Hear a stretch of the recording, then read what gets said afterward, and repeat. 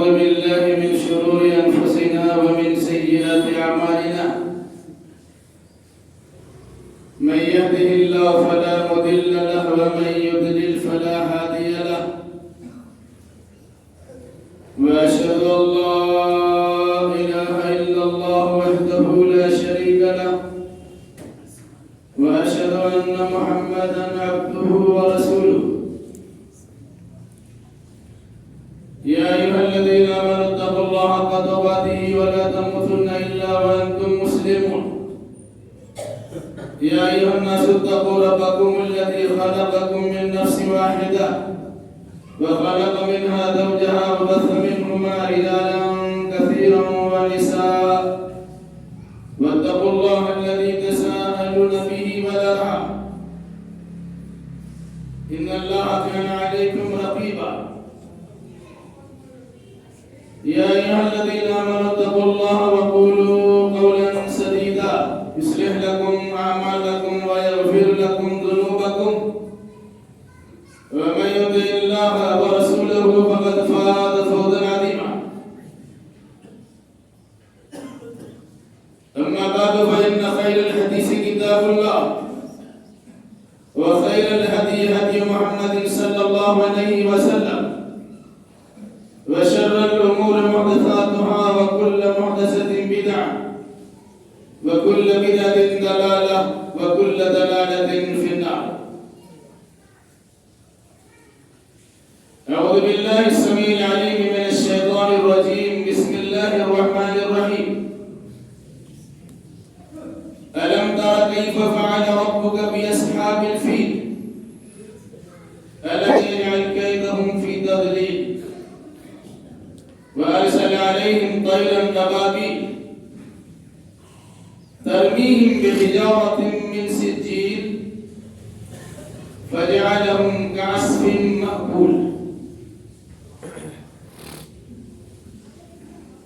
سبحانك لا علم لنا إلا ما علمتنا إنك أنت العليم الحكيم. رب اشرح لي صدري ويسر لي أمري واحلل عقدة من لساني يفقهوا قولي رب زدني علما.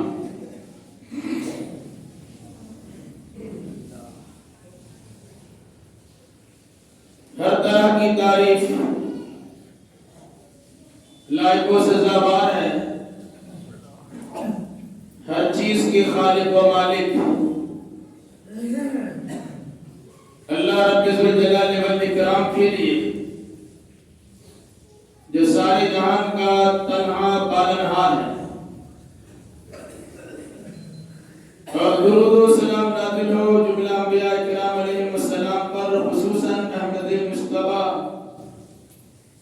محمد مصطفیٰ صلی اللہ علیہ وسلم پر. اللہم صلی علی محمد وعلی آل محمد کما صلیت علی ابراہیم وعلی آل ابراہیم انک حمید مجید. اللهم بارك على محمد وعلى آل محمد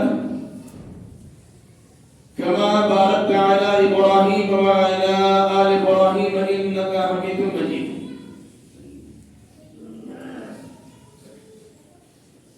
بزرگوں، نوجوان ساتھیوں، پردہ نشین ماں اور بہنوں،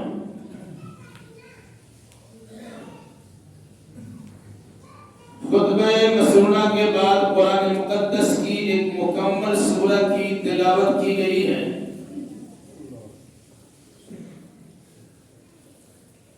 انشاءاللہ الرحمن اسی سورہ سے متعلق چند باتیں آپ کے سامنے آئیں گی. اللہ ہمیں صحیح کہنے، صحیح سننے، صحیح سمجھنے اور صحیح باتوں پر عمل کرنے کی توفیق مرحمت فرمائے. آمین. تلاوت کرتا سورہ کا نام ہے سورہ فیل. فیل کا لفظ عربی میں ہے، اس کا معنی ترجمہ ہوتا ہے ہاتھی. اس سورہ کی پہلی آیت میں ہاتھی اور ہاتھی والوں کا تذکرہ ہے،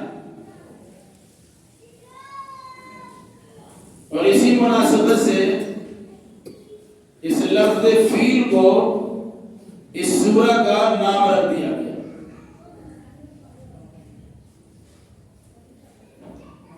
یہ سورہ مکی ہے اور مضمون سے ظاہر ہوتا ہے کہ مکہ کے ابتدائی دور میں اس سورہ کا نزول ہوا۔ اس سورہ کا خاص اور مرکزی مضمون یہ ہے کہ اگر کوئی انسان اللہ کی مقدسات کو پامال کرنا چاہتا ہے، اللہ کے گھر کو ویران کرنا چاہتا ہے، بیت اللہ الحرام خانہ کعبہ کے خلاف غلط ارادہ رکھنا چاہتا ہے، یا حدود شریعہ کے خلاف انسان بغاوت کرنا چاہتا ہے، تو ایسے انسان کو اللہ کے عذاب سے لرز جانا چاہیے۔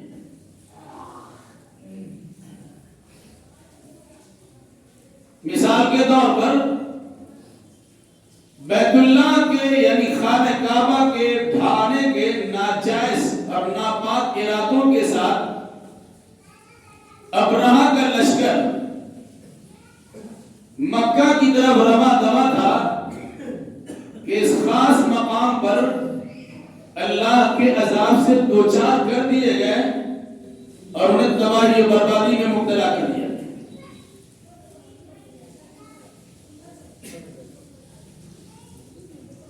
یہ بات بھی یاد رکھیے گا کہ قرآن میں اگرچہ کسی واقعہ کے تحت کسی آیت کو نازل کیا ہو یا مکمل سورہ کا نزول کیا ہو، اس کے یہ مطلب ہرگز نہیں ہوتا کہ سورہ کا رشتہ صرف اسی واقعہ سے جڑا ہوا ہے، بلکہ آئندہ کے لیے انسان کے لیے اسی آیتوں میں اور سورتوں میں پیغام ہوتا ہے، دعوت ہوتی ہے، نصیحت کا سامان ہوتا ہے کہ اگر ایسے حالات آئندہ بھی کوئی کرے گا تو اللہ تبارک و تعالیٰ کے عذاب میں اسے انسان مبتلا ہو سکتا ہے۔ اس چیز کو مد نظر رکھنا چاہیے۔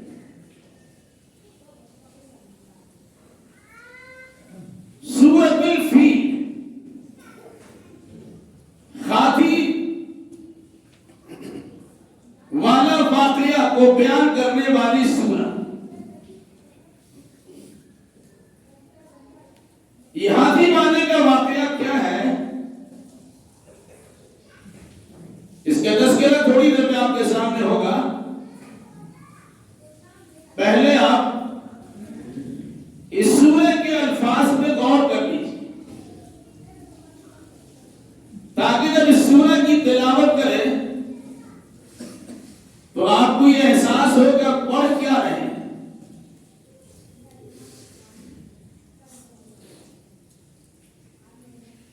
أَلَمْ تَرَ كَيْفَ فَعَلَ رَبُّكَ بِأَصْحَابِ الْفِيلِ،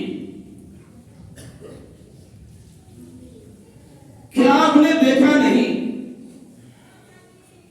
کہ آپ کے رب نے ہاتھی والوں کے ساتھ کیسا برتاؤ کیا؟ ایک واقعہ ہے ہاتھی والا واقعہ۔ اس زمانے میں چونکہ یہ واقعہ بڑا مشہور تھا اور لوگ اس کو جان رہے تھے، اس کے حالات سے واقف تھے، اس لیے اشارہ کر دیا گیا ہاتھی والے واقعہ، یہ ہاتھی والوں کے ساتھ کیا برتا ہوا۔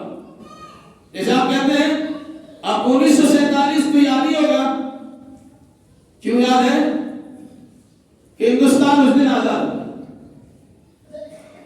پہلی آزادی، پہلی جنگ کی آزادی، یہ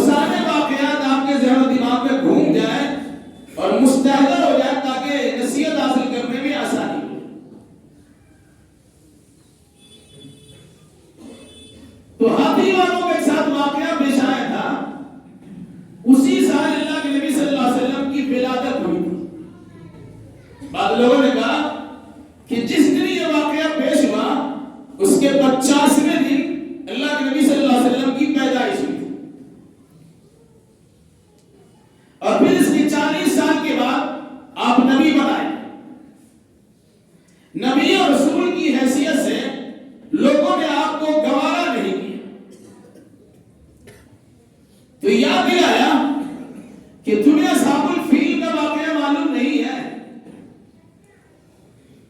ہاتھی والوں نے بیت اللہ الحرام کو اٹھانے کا ناپاک ارادہ کر کے سنا اور یمن سے مکہ المکرمہ کے قریب پہنچ بھی چکے تھے.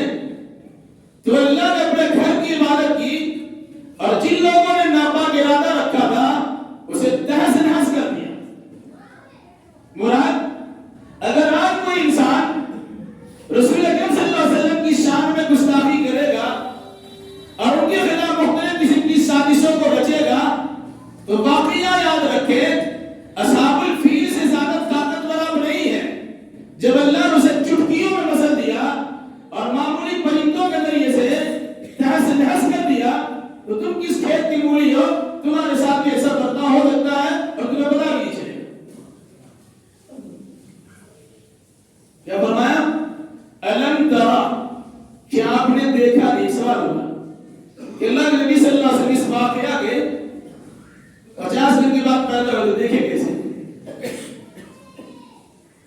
دیکھنا ہمارا معلوم ہونے کا آپ کو معلوم نہیں ہے، یہ خبر آپ کے پاس نہیں ہے، اس سلسلے میں آپ کے پاس معلومات فراہم نہیں ہے، تاریخ کی کچھ تعلیم آپ کے پاس نہیں ہے اور آپ ہی مراد نہیں ہے. ہر قرآن کا پڑھنے والا اس سے مقصود مراد ہے کہ ہر انسان یہ سوچے کہ اصحاب الفیل کے ساتھ جو واقعہ پیش آیا تھا وہ تمہیں معلوم ہے کہ نہیں معلوم؟ کیا آپ نے دیکھا نہیں کہ اصحاب الفیل ہاتھی والوں کے ساتھ کیف فعل، کیا کیا، کیسا کیا؟ الم تر کیف فعل ربک باصحاب الفیل. ہاتھی والوں کے ساتھ آپ کے رب نے کیسا برتاؤ کیا کیا آپ کو معلوم نہیں ہے؟ یعنی معلوم ہے لیکن اس چیز کو ذہن میں سے مستحضر کیجیے، حاضر کیجیے. الم یجعل کیدہم فی تضلیل، کیا ہم نے نہیں بنا دیا کیدہم ان کے مکر و فریب کو فی تضلیل، تباہ و برباد. یعنی جن لوگوں نے بیت اللہ الحرام کے خلاف مکر کیا تھا، تدبیر کی تھی، داؤ چلے تھے، چال بازیاں کی تھی، ان لوگوں کے ساتھ اللہ کا برتاؤ کیسا ہوگا؟ ان کی ساری تدبیریں خاک میں مل گئی، یہ خاسر و ناکام ہو گئے، یہ تباہ و برباد ہو گئے. یاد دلایا الم یجعل کیدہم فی تضلیل، کیا ہم نے ان کے مکر و فریب کو اور ان کے داؤ اور چال بازیوں کو برباد نہیں کر دیا؟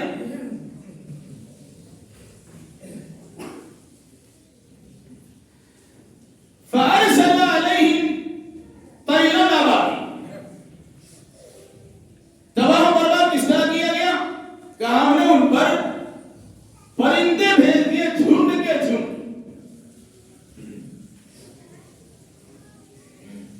اصحاب الفیل کی تباہی و بربادی کے لیے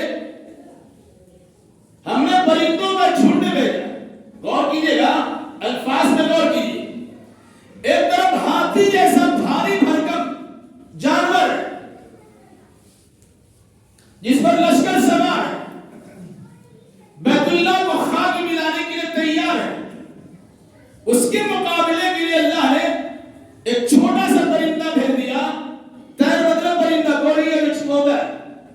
اس سلسلے میں کہا گیا وہ کبوتر کتنا بڑا جان، کبوتر کتنا بڑا وہ پرندہ تھا. ابابیل کوئی پرندہ کا نام نہیں ہے، لوگ کہتے ہیں ابابیل ہے، ابابیل پرندہ ہے. ابابیل کوئی پرندہ کا نام نہیں. ابابیل کے معنی تو جھنڈ کی جھنڈ، کرو در کرو، کثیر تعداد. تو اللہ نے اس ہاتھی والے لشکر کے مقابلہ میں پرندہ بھیج دیا بڑی تعداد. فارسل علیہم طیرا ابابیل، کیا کیا ہو؟ ترمیہم بحجارۃ من سجیل، یہ پرندے ان پر رمی کر رہے تھے، پھینک رہے تھے بحجارۃ من سجیل، ٹھیکری کے مٹی کے پکے ہوئے پتھروں کے ذریعے سے یہ پرندے ان پر اسے برسا رہے تھے، پھینک رہے تھے۔ غور کیجیے گا، پرندہ چھوٹا ہے، اس کے منہ میں اور اس کے چونچ میں کتنا بڑا پتھر آ سکتا ہے؟ روایت کے مطابق ہر پرندوں کے ساتھ 3 کنکر ہوتے تھے، وہ مٹر کے دانے کے برابر، ایک اس کے چونچ میں ہوتا تھا اور دونوں پنجوں میں ہوتے تھے، ایک کر کے دونوں پنجوں میں 3، ہر پرندے کے ساتھ 3 یا کنکر تھے یا پتھر تھے۔ کیسا پتھر تھا؟ حجارۃ من سجیل، وسیع لکھا ہے، سجیل اصل میں سنگ مل ہے، سنگ مطلب پتھر، مل مطلب مٹی، مٹی سے تیار کیا ہوا پتھر، جو ٹھیکری بناتے ہیں، گھڑا مٹکا بناتے ہیں، مٹی کو پکا کر کے جو برتن بناتے ہیں، اسی کا تیار کرتا یہ کنکر تھا یا پتھر تھا، وہ چنا کے برابر یا مٹر کے برابر تھا۔ ہر پرندہ کے چونچ میں اور ان کے دونوں بازو میں اللہ تعالیٰ نے ڈلوا دیا۔ الفاظ استعمال کیا ترمیہم، آپ میں سے جو لوگ حج کرنے گئے ہیں یا جنہوں نے سنا ہے، مینا میں 3 مقامات پر شیطان کو کنکر مارا جاتا ہے۔ چھوٹا چھوٹا کنکر ہوتا ہے اور بڑے جوش جذبے کے ساتھ یہ سبب کہ انسان مانتا ہے کہ ہم شیطان کو مار رہے ہیں۔ کوشش یہ ہوتی ہے کہ شیطان کو جو پیلر بنا دیا گیا اس پیلر کو لگ جائے۔ بہت سے جذباتی حجاج بھی ہوتے ہیں، گالی گلوچ کرتے ہیں، ایسا لگتا ہے کہ باقی شیطانی کو مار رہے ہیں، جو کہ پتھر کی برکھا برسا دیتے۔ تو وہاں بھی ترمی کا لفظ استعمال کیا، اسی سے رمی کہتے، رمی جمار، کنکر پھینکنا، پتھر مارنا۔ ترمیم، یہ پرندے رمی کرتے تھے، پتھر مارتے تھے۔ اب بتائیں کہ پرندہ پتھر کیسے مارے گا؟ تو اس کے چونچ سے گرے گا، تو اس کے پنجوں سے گرے گا۔ مارنے کے طرف اشارہ کرتے ہوئے کہا کہ باضابطہ کنکر ان کے ہاتھوں یا پنجوں کے ذریعے سے اس طرح پھینکا جا رہا تھا جس طرح کوئی انسان کسی پتھر کو پھینکتا ہے۔ دوسرے مفسر اس کی تفسیر یہ بھی کی ہے کہ پرندوں کے چونچ سے اور اس کے بازوؤں سے یہ کنکر گرتے اور ہوا کے تیز تیز جھونکے ان پتھروں کو گویا رمی کی طرح سے مار دیا کرتے۔ یہ ہوا کے جھونکوں کے ذریعے سے اسے انسان کو، یہ ہاتھی سوار کو یا پھر ہاتھی کو یہ پتھر کنکر لگ جائے گا۔ اسی کا فرمایا ترمیہم بحجارۃ من سجیل۔ اس کا نقصان کیا ہوا؟ فجعلہم کعصف مأکول، تو اللہ نے ان کو، کن کو؟ ہاتھی سوار کو یا لشکر جرار کو کعصف بنا دیا بھوسا کی طرح، مأکول جو کھایا ہوا ہوتا ہے۔ ان لشکر کو، لشکر کے افراد کو کھائے ہوئے بھوسوں کی طرح بنا دیا۔ اسب کا معنی عین صافہ، اسب کا معنی آتا ہے چھلکا۔ آپ جانتے ہیں انسان جب دھان کاٹ کے لاتا ہے یا چنا اور مسور اپنے گھر میں کاٹ کے لاتا ہے، اس کے چھلکے اتارے جاتے ہیں تو چاول اور دال نکلتے ہیں۔ وہ جو چھلکا ہوتا ہے وہ جانوروں کے کھانے کے کام آتا ہے۔ کوئی بدل ہو، اب اگر اس چھلکے کو جانور نے چبا دیا ہو، اس کا اور کیا ہوگا؟ گھاس پھوس ہو، وہ ویسے بے وزن چیز ہے۔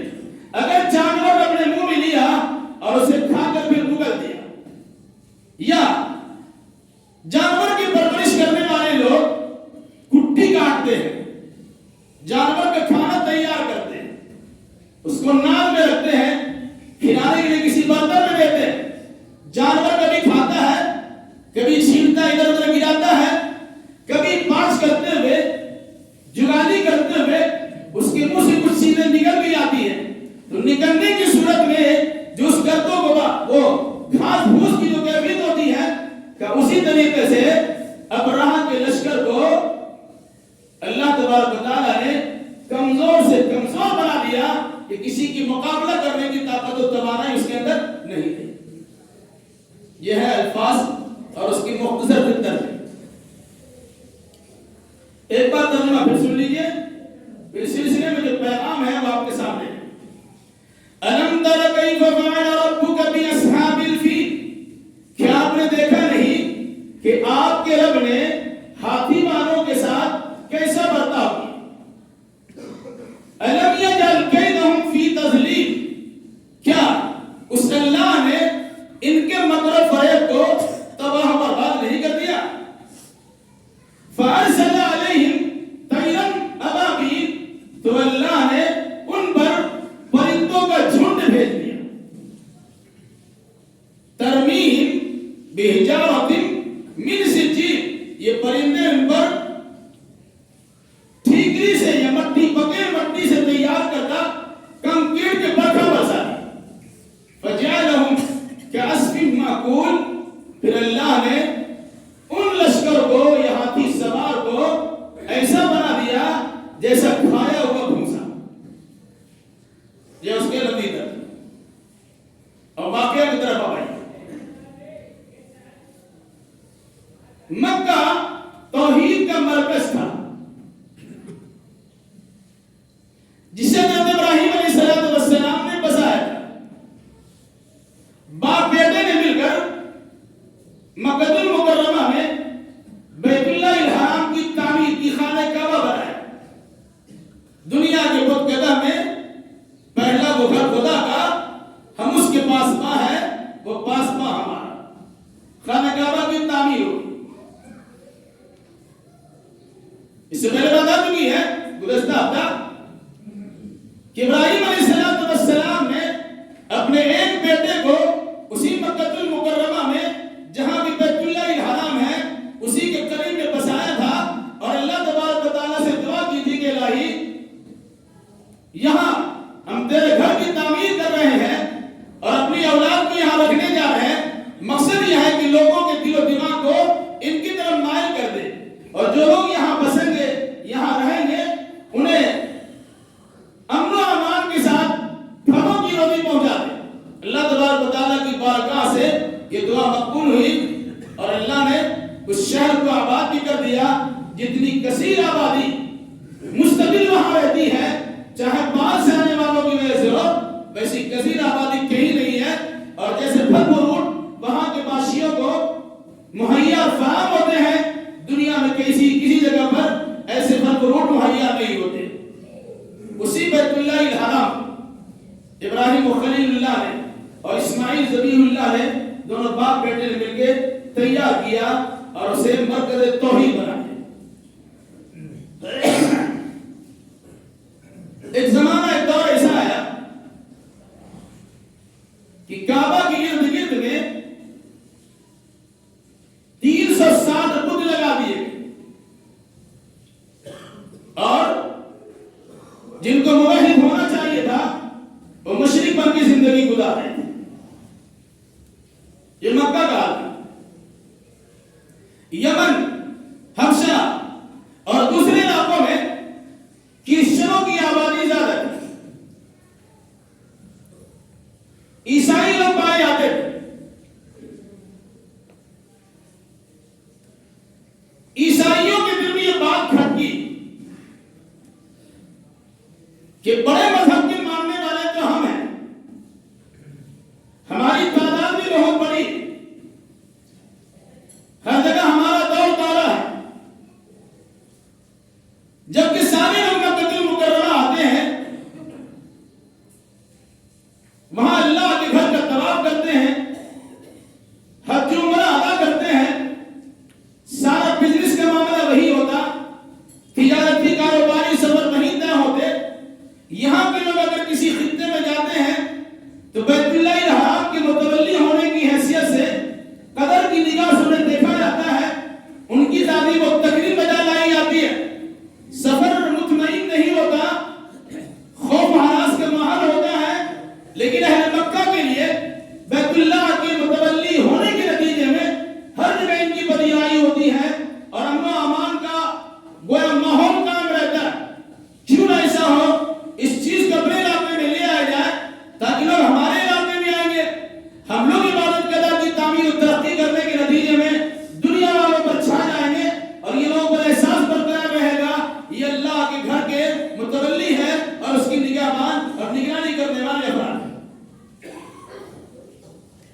یمن ایک چھوٹا سا ملک ہے.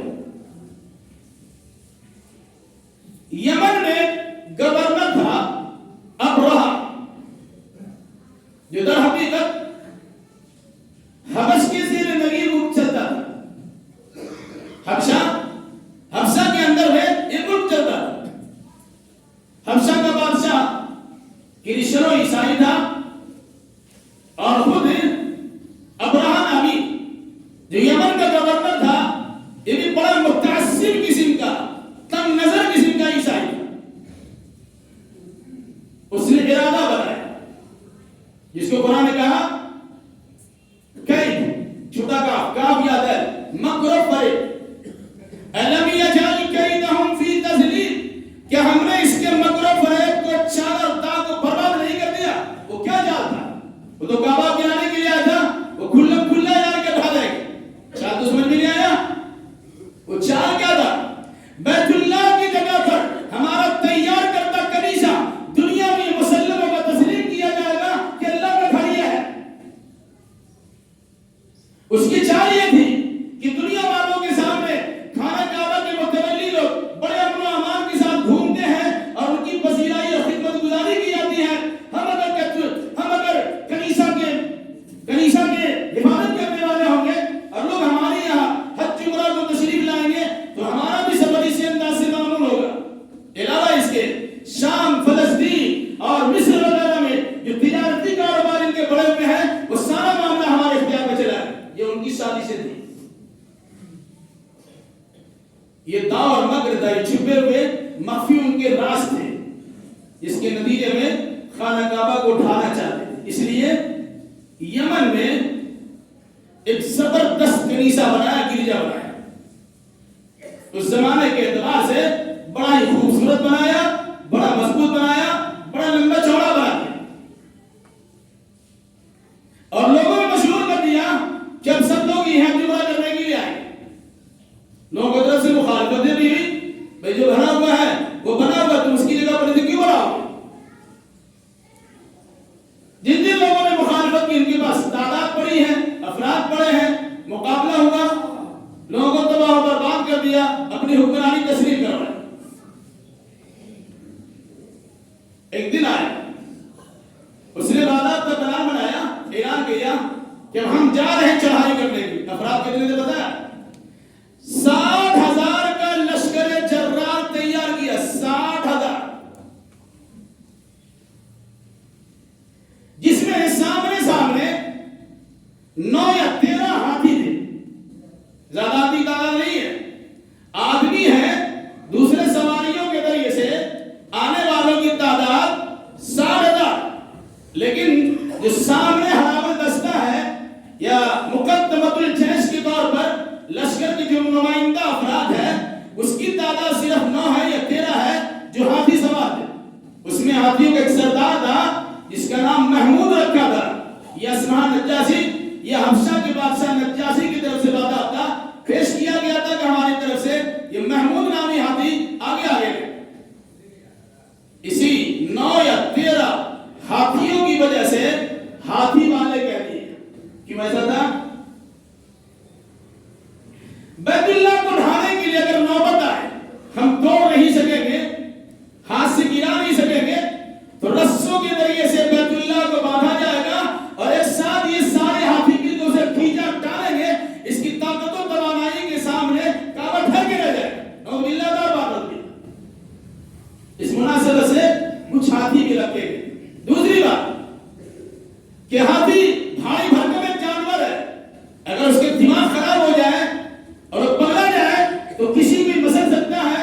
اس کے مقابلہ کرنے کی طاقت اکثر و بیشتر لوگوں کو نہیں ہو سکتی ہے. تو کسی پہ گر جائے گا تب بھی انسان چک کے مر جائے گا. یہ سب روک ڈالنے کے لیے کچھ ہاتھی لائے گئے تھے. اللہ نے کیا کہا؟ الم تر کیف فعل ربک باصحاب الفیل. آپ نے دیکھا نہیں آپ کے رب نے ہاتھی والوں کے ساتھ کیسا برتاؤ کیا؟ یہ لوگ آگے ایک جگہ ٹھہر گئے. مینا اور مزدلفہ جاتے ہیں حج میں. مینا میں 3 دن ٹھہرتے ہیں، پھر اس کے بعد مینا سے مزدلفہ عرفہ جاتے ہیں، پھر مزدلفہ ٹھہرتے ہیں، پھر مینا چلے آتے ہیں. تو مینا اور مزدلفہ کے بیچ میں ایک جگہ ہے جسے وادی محصر کہا جاتا ہے. آپ نے سنا ہوگا معلموں سے کہ اس وادی محصر میں تیز چلو. یہ وہ جگہ ہے جہاں اللہ تبارک و تعالیٰ کا عذاب ہاتھی والوں پہ نازل ہو چکا ہے. یہاں ٹھہرنے کی ضرورت نہیں, بھاگ دو یہاں سے. تو تیز رفتاری کے ساتھ انسان وہاں سے بڑھتا ہے. مزدلفہ اور منی کے بیچ میں چھوٹی سی جگہ ہے, اسے آگے بڑھ جاتا ہے. اس کا نام ہے وادی محصر. اسی جگہ پر اس کا لشکر ٹھہرا. مکہ میں خبر بھجوایا کہ ہم ایسا کرنے کے ارادے سے آتے ہیں. مکہ کے لوگوں کے اونٹ کو اور جانوروں کو گرفتار بھی کر لیا. خود اللہ کے نبی صلی اللہ علیہ وسلم کے دادا عبد المطلب کچھ اونٹ بھی تھے. انہیں خبر ملی تو ان کے پاس گئے کہ اس طرح سے پروگرام مت کیجیے, خانہ کعبہ کو اٹھانے کا ارادہ مت رکھیے, اور اس کے علاوہ ہمارا جو آپ نے اونٹ وغیرہ رکھا ہے اسے واپس کر دیجیے. کہ تم اونٹ کی بات کرتے ہو اور اللہ کے گھر کی بات نہیں کرتے ہو. کہ وہ اللہ کا گھر ہے, سمجھ لے گا, اونٹ میرا مال ہے, مجھے واپس کر دیجیے. اس کے بعد تیاری ہوئی کہ اب چلے ہم کعبہ کی طرف. جو ہاتھیوں کا سردار محمود نامی ہاتھی تھا وہ آگے بڑھ ہی نہیں رہا. لوہے کے گروج سے مارے جا رہے, سوٹے سے لگائے جا رہے, اسے پیٹا جا رہا ہے. اٹھانے کی کوشش کی اور اٹھتا ہی نہیں, بیٹھ گیا تو بیٹھ گیا. یمن کی طرف جانا چاہے, کسی دوسری طرف جانا چاہے, فوراً جانے کے لیے تیار ہے, لیکن کعبۃ اللہ کی طرف جانے کے لیے تیار ہے. ایک دوسرے سے پریشان ہو گئے. یہاں 60,000 کا لشکر جرار ہے, بیت اللہ کو گرانے کے لیے تیار. اللہ تبارک و تعالیٰ نے عذاب بھیجا. کیا عذاب بھیجا؟ سمندری علاقے سے, بحر احمر کے علاقے سے اللہ نے جان پرندوں کی ایک بڑی تعداد بھیجی. کتنی گنتی اللہ کو معلوم, جن کے چونچ میں اللہ نے کنکر رکھے, مٹی پکے مٹی کے پتھر رکھے اور اسے برکھا برسا دیا. اب سوچ سکتے ہیں, لیکن آج کے دور میں سمجھنا آسان ہو گیا. کہیے گا کہ کنکر سے کیا ہونے والا ہے. اگر آپ غور کرنا چاہیں تو پستول کی گولی سے کیا ہوتا ہے, اور اگر اس سے زیادہ آگے بڑھیں گے تو جو توپ کی گولیاں ہوتی, گولے ہوتے, اس سے کیا ہوتا ہے. اور اگر اچھے انداز میں سمجھنا چاہیں تو بم اور ایٹم بم کی حیثیت کیا ہوتی ہے. معمولی سا ذرہ ہوتا ہے ایٹم بم, وہ علاقے کے علاقے کو تباہ و برباد کر دیتا ہے. یہ انسان کو تیار کرتا ہے. جس کنکر کو اللہ تبارک و تعالیٰ نے ہاتھی والوں کی تباہی و بربادی کے لیے تیار کیا ہوگا, اس کے اندر زہریت اور سنگیت کے عالموں کا اندازہ لگائیں. اور پھر مفسرین لکھتے ہیں اگر وہ کنکر کسی پہ پڑتا, ہاتھی پہ سوار ہے, بھاری بھرکم ہاتھی ہے, عظیم الجثہ, طویل ہیکل ہاتھی جانور ہے, اس پہ سوار بھی موجود ہے, اگر وہ کنکر گرا, جہاں گرا وہ چھید کرتا ہوا, اس آدمی کو ڈیمیج کرتا ہوا ہاتھی کے جسم میں داخل ہوا. ایسا لگتا تھا کہ زہر ہے, اور اس کے نتیجے میں چند ہی وقت و ساعتوں میں بدن میں کبھی آتی, کسی کو انگلی کٹ رہی ہے, کسی کا پاؤں کٹ رہا ہے, کسی کا دماغ کام نہیں کرتا, کوئی گر جا رہا ہے, کوئی بھاگنے کی کوشش کرتا ہے, تیز رفتاری کرتے گھر تک پہنچ گیا ہے, پھر وہاں جا کر تباہی و بربادی سے دوچار ہوا. یہ ہے ترمیہم بحجارۃ من سجیل. اللہ نے ان پرندوں کے ذریعے سے وہ کنکر کی برسات نہیں کی ہے, وہ زہریلا مادے والا گولی باری کرا دی, وہ ایٹم بم گرا دیا کہ جس کے نتیجے میں وہ تھک کے تباہ و برباد ہوئے. جو بھاگے بھاگے, جو بچے بچے, لیکن افسروں پہ استر کا ناطقہ بند ہو گیا اور تباہی بربادی سے دوچار ہو گئے. خود ابراہیم نامی بادشاہ یمن پہنچا اور وہیں ڈھیر ہو گیا.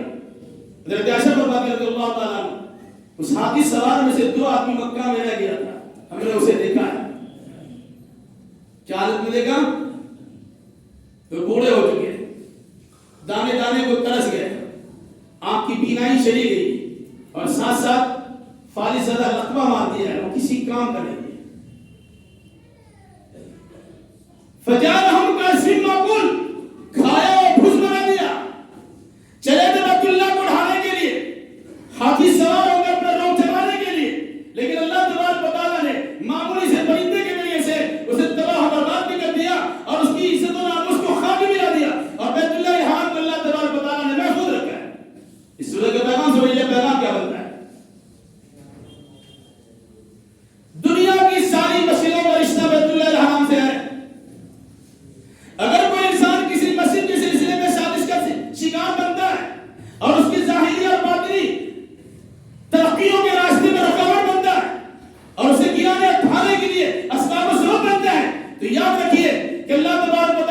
طاقت میں کمی نہیں آئی ہے. اگر اللہ تبارک و تعالیٰ چاہے تو آج بھی ابابیل پرندہ نہ بھیجے, کوئی دوسرا راستہ بنا سکتا ہے اور مخالفین کے دماغ خراب ہو سکتے ہیں, وہ پریشان ہو سکتا ہے, دانے دانے کو ترس سکتا ہے, خالی جگہ ہو سکتا ہے, جسمانی تکلیف کے اندر مبتلا ہو جاتا ہے, اور نتیجے کے طور پر انسان کہیں کرنے لگے گا ٹک ٹک کی دم نہ کشیدم کی گولی سے اس کی بن جاتی ہے. اس لیے یاد رکھیے گا, اپنی ذات سے مساجد کو, مدارس کو, عبادت گاہوں کو نقصان نہ پہنچانے کی کوشش کریں. فائدہ پہنچا سکتے پہنچا دیجیے, اور اگر کسی لالچ میں, کسی غرض میں, کسی مقصد کے نتیجے میں آپ نے اسے نقصان کسی بھی اعتبار سے جانے جانے پہنچا دیا, تو اللہ تبارک و تعالیٰ سب کچھ جان رہا ہے. اس کے حالات, اللہ آپ کے حالات, ہمارے حالات اللہ تبارک و تعالیٰ کے سامنے ہیں. اس سلسلے میں مواخذہ جب کرے گا اور جب پکڑنے کی باری آئے گی تو نہ ہاتھی سوار بچ سکتا ہے, نہ لشکر جرار بچ سکتا ہے. ہماری آگے کیا حیثیت ہے؟ ہم نے کبھی غور کیا ہے؟ فرعون کو بڑا ناز تھا اپنی حکومت پر. جس پانی سے زندگی ملتی ہے اسی پانی میں سے تباہ و برباد کرتی ہے. نمرود کو بڑا فخر تھا اپنی حکمرانی پر, ایک بہت بڑے علاقے میں حکومت کرتا تھا, لیکن اللہ تبارک و تعالیٰ نے مچھر اور روایتوں کے مطابق لگڑا مچھر سے تباہ و برباد کر دیا. ابرہا کو اپنا ناز تھا, 60,000 کے لشکر جرار پر بیت اللہ الحرام کو ڈھانے کے لیے آیا. معمولی پرندے اور اس کے چوج میں رہنے والے کنکر کے اللہ تبارک و تعالیٰ تباہ و برباد کر دیا. یاد رکھیے گا, اللہ کے مقابلے میں آئیں گے, آپ کا مال ہو سکتا ہے, آپ کی سرداری ہو سکتی ہے, آپ کے افرادی قوت بھی ہو سکتے ہیں, لیکن جب اللہ تبارک و تعالیٰ آپ کو خاک ملانا چاہے گا, الٹی ہو گئی سب تدبیریں, کچھ بھی دبا نے کام کیا, کچھ نہیں کر سکے. اس لیے اللہ تبارک و تعالیٰ سے خوف کھائیے اور اللہ کے گھروں کی حفاظت کیجیے, شاعر اللہ کی تعظیم و تکریم کیجیے, اور جن جن چیزوں کی تعظیم و تکریم کرنے کا اللہ نے حکم دیا ہے اس کے احترام بجا لائیے. اگر احترام میں کسی قسم کی خامی اور کوتاہی برتیں گے, پھر اللہ تبارک و تعالیٰ کی غیبی صدا آپ کی ذمہ لگے گی, اور نتیجے کے طور پر گھٹ کے مریں گے, پھر کوئی مسائل حال نہیں ہوگا. اللہ ہمیں آپ کا جناب مسلمانوں کو نیک سمجھ کی توفیق عطا فرمائے. الہی جو بیمار انہیں شفا کامل عاجل عطا فرمائے. الہی جو مغروب ہیں انہیں قرض ادا کرنے کی سہولیات فراہم کرے. الہی جن جن لوگوں نے دعا کی درخواست کی ہے ان تمام کی جائز مراد کو پوری فرمائے. جب تک ہمیں زندہ رکھ, کتاب اللہ اور سنت رسول اللہ پر عمل کرتے زندہ رکھ, اور جو ہمارا خاتمہ ہو انہی دونوں کی طرف اشارت کرتے ہمارا خاتمہ ہو. اقول قولی هذا واستغفر الله لي ولكم ولسائر المسلمين واخر دعوانا ان الحمد لله.